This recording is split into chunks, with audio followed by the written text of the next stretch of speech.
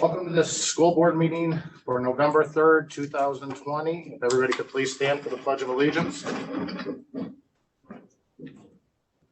pledge allegiance to the flag of the United States of America, to the republic for which it stands, one nation, under God, indivisible, with liberty and justice for all.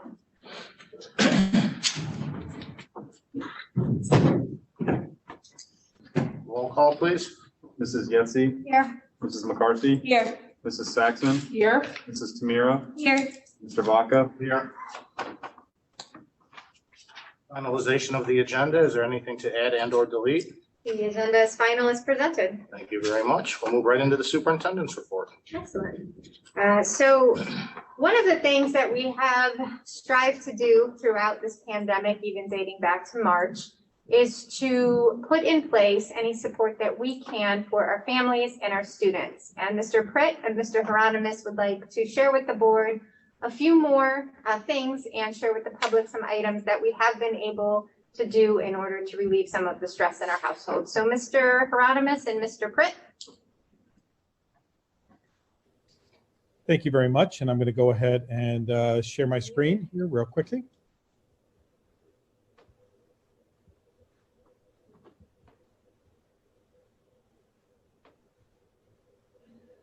So as Hieronymus, if you're talking, we cannot hear you.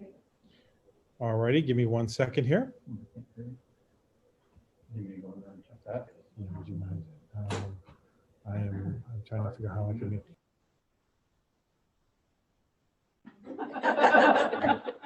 Technical difficulties, we'll be right back. Yeah, right. Having data. So let's speak about again. Here. Okay, that should be up. Let me wait there. Now unmute and let's see if that works this time. Sorry about that.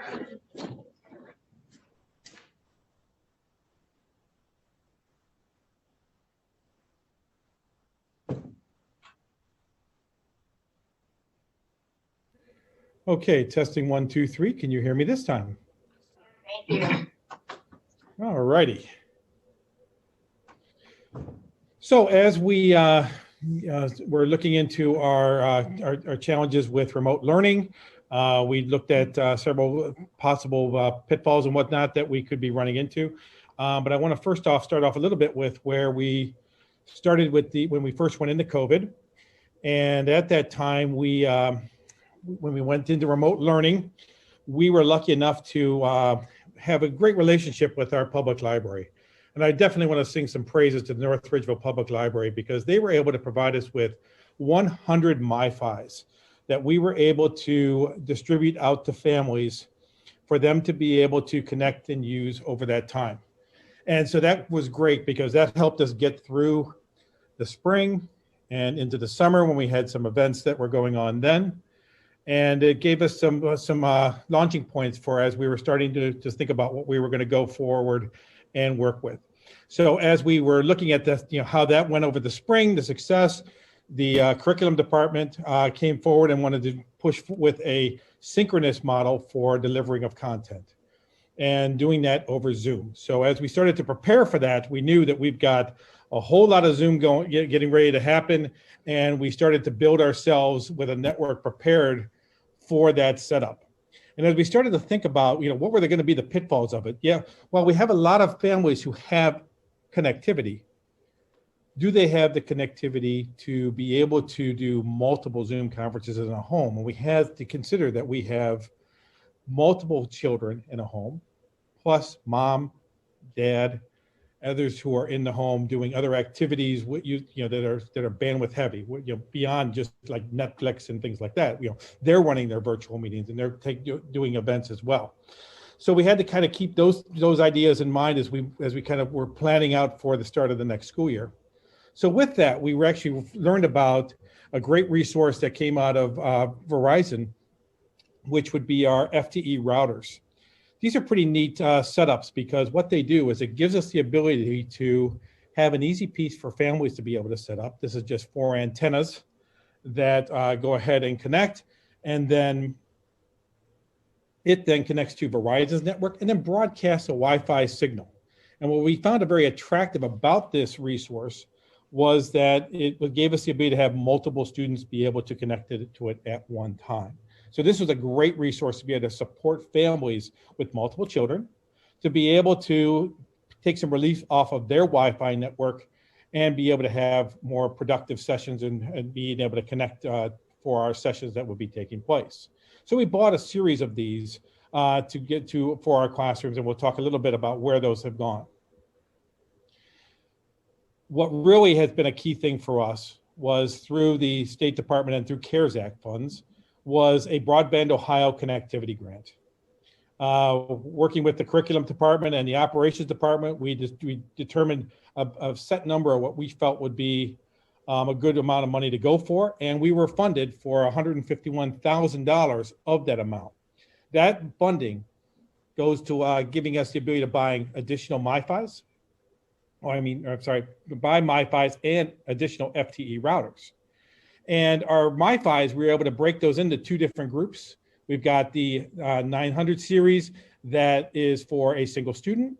And then we also have the 88L series that allows us to have multiple students. So in a couple of situations, we'll have like a brother and sister who are connecting in rooms that aren't too far apart from each other. That would be able to support both of them.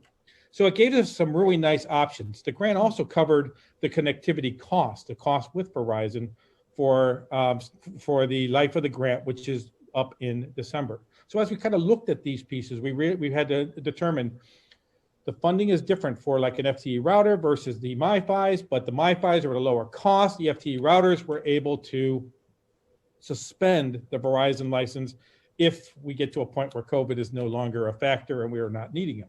So it gave us some options for us to be able to work with, and we have been working hard to get those into our families' homes and make them available to help make our sessions more productive.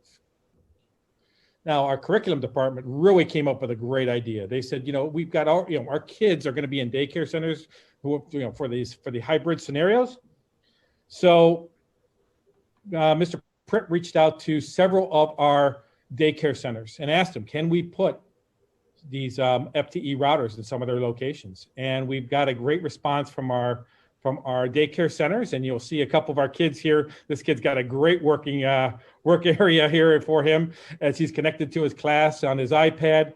In the upper right-hand corner, you can definitely see our young lady here connected on her Chromebook. And so these are students that are in those classroom settings with some supervision to help them be successful in those environments. So if we kind of take a look at where we are with these devices and how we've been getting out, we've got 18 FTE routers out in our daycare centers. We've already passed out 85 FTE routers to families in our community, as well as 98 MiFis, which is a real positive piece on that. And we're probably rolling these out a couple a day to families as we find that they're needed. To give you an idea, just a mind-blowing idea here of connectivity usage, in the month of October, we did 13,178 Zoom conferences.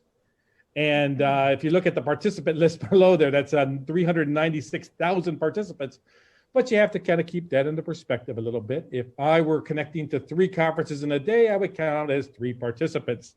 Because our students are actually they're not using Zoom Pro accounts. So they would treat every connection as a participant. But that just gives you an idea of how many conferences that we have that are taking place and how many participants that we have that are going through those sessions. So we're always looking to try and get more into families' homes. And if anybody is listening to this that is having some trouble, or if you're aware of anybody who is having a challenge, here's the steps on how to get a device for your family. They can go through their classroom teachers. I get emails all the time from classroom teachers saying this student is having some issues. We'll actually take a look at their Zoom connectivity and see, is this an issue that is dealing with the network, or is it an issue with their device? We can actually tell that by the connection of our guests on the packet loss that is passing between our network and theirs. They can also go through their building principal or contact the technology department directly, and we will reach back out to them and talk with them about connectivity options that we have. So that's just a very brief snapshot of what we've been doing on the connectivity side of our remote learning process. And with that, I will check to see if we have any questions about where we are with our connectivity. Thank you, Paul. That's fantastic, and especially thanks to the library and what a great program through Verizon. How many do we have? If we are having people listen to this, are we able to meet the needs of our community if we have a lot more people requesting them? Yeah, we do not have a surplus in MiFi's or FTV routers right now. We are bandwidth rich, I guess you could say. We have about 150 to 200 MiFis still available for families, as well as probably about 20 or 30 FTE routers that we have available for families to be able to check out and use. Well, you mentioned, this is Kelly, you mentioned that the grant expires in December, so that pays for the Verizon connectivity. How are we paying for that after December? So that's a great question. And that is something that we have been working with the State Department as also to get answers on that, because every technology coordinator and director who have received this grant have been asking the same questions. What do we do after December? The funding for that has come out of CARES money, CARES Act funding, and we're waiting to see if there will be a additional CARES money coming in January.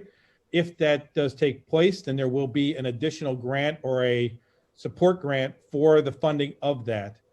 If by chance that does not come into play, then that would be something that we would have to pay for the remainder of the year. But as we are aware that with our FTE router piece, those all can be suspended, those accounts, and those are our most expensive accounts. The accounts that we have for the MiFis, unfortunately, because of the great rate that we're getting through a policy that was provided through a group out of Texas, we're actually paying $9 per device, and that would be for the remainder of the year.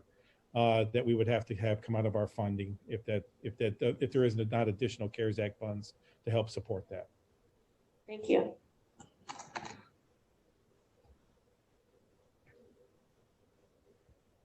Thank you, Paul. Thank you. There's a superintendent report. So thank you very much.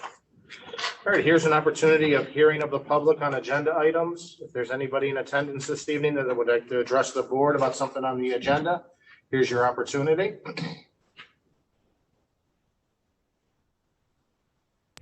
We have now enabled the ability for participants to unmute their microphones.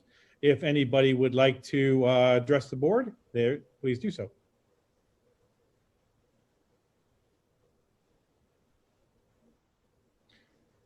It looks like we have none, so I will pass it back to you, Mr. Baca. Thank you very much. All right, we'll move into the consent agenda. Communications report, Ms. Yetsey. It is recommended that the Board of Education accept the following gifts with appreciation. We received $5,000 donated by an anonymous donor to offset our technology costs of the district. 2 full pallets of writing paper and miscellaneous school supplies was donated by Elyria Walmart to be used as needed. We received 35 basketball gear backpacks donated by North Ridgeville Athletic basketball boosters to the girls high school basketball team. $76.94 was donated by Ashley Meese through the Charities Aid Foundation of America with the employee matching program to the high school. And finally, the Halloween goodie bags and miscellaneous crafts were donated by the Northridge Health Center. That brings our total donations for the 2020-2021 school year to $9,293.70. As always, we thank our community for their tremendous support and donations for our schools and our students.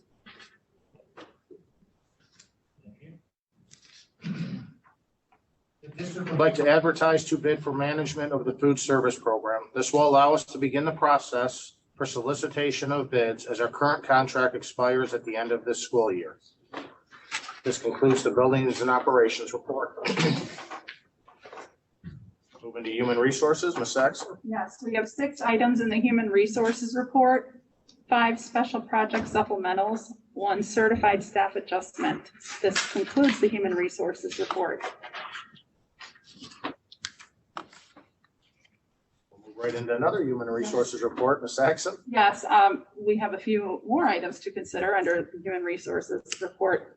4 support staff appointments, 1 support staff substitute appointment, 1 support staff adjustment. I move to approve the human resources items in 1 reading.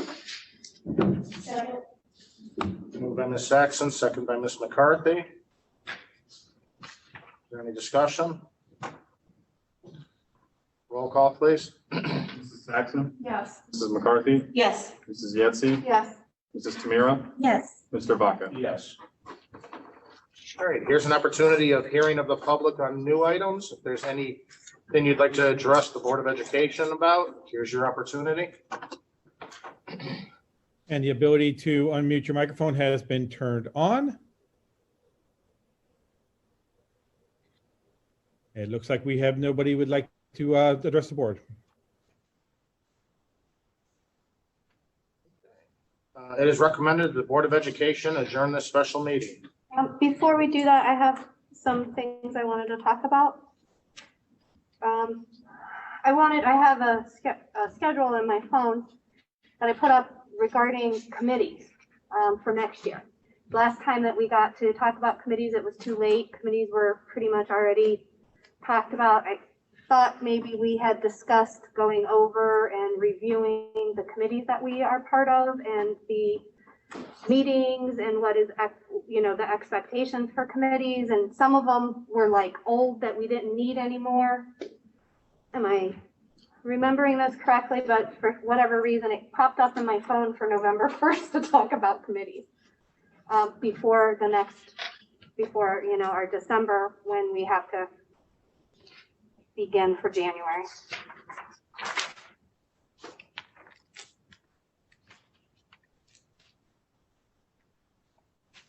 The only thing I could suggest at this point, Kristen, is that because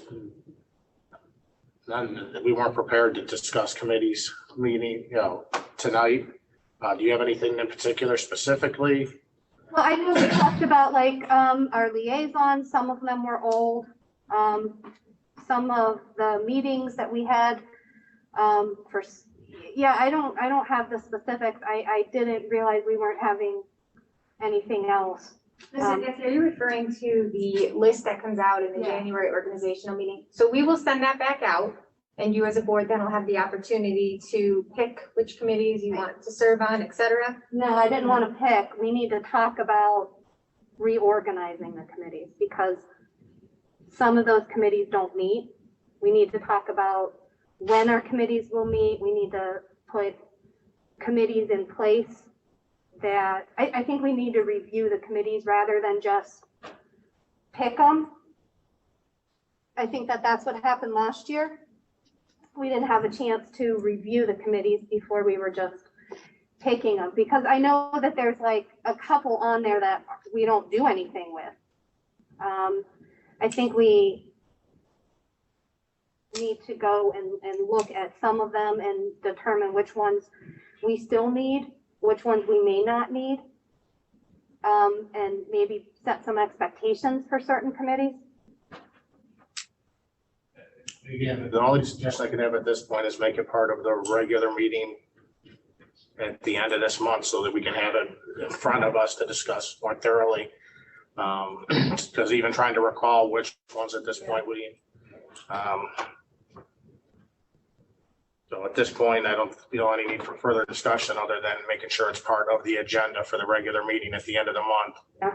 And if we could please email everybody a copy of the committees so we can peruse it and have some idea what we're discussing then at the end of November.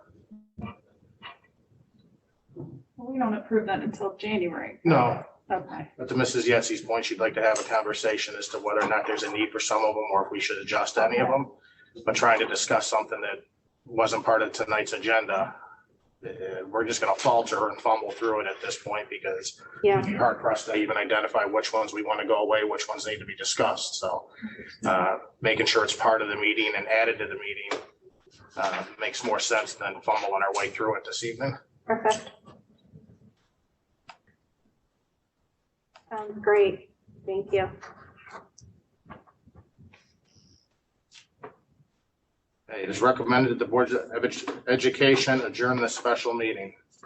Vote. Second? Moved by Ms. McCarthy, second by Ms. Tamira. Roll call, please. Mrs. McCarthy? Yes. Mrs. Tamira? Yes. Mrs. Yetsey? Yes. Mrs. Saxon? Yes. Mr. Vaca? Yes.